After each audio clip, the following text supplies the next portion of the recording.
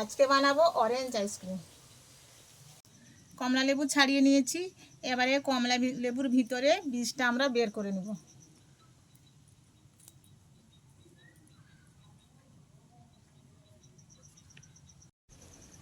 আমরা কমলা লেবু ছাড়িয়ে নিয়েছি, এবারে আমরা এই চামচে 2 চামচ চিনি দিব।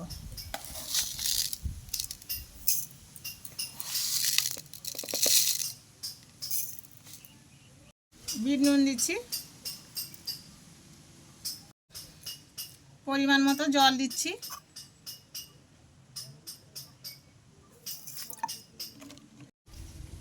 এবার আমরা পেস্ট করে নিচ্ছি।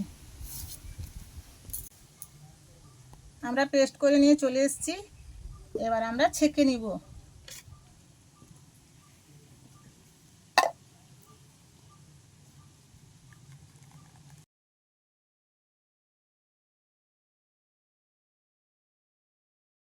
বের করে নিয়েছি, এবার আমরা আইসক্রিম কাপে দিয়ে দিব।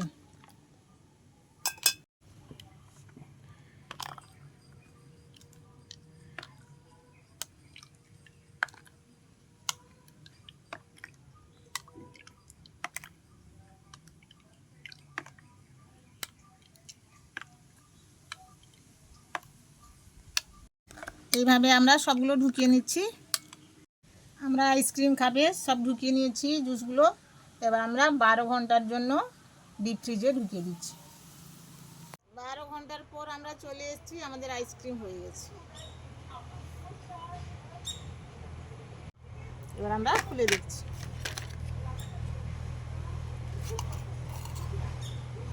দেখুন আমাদের আইসক্রিম।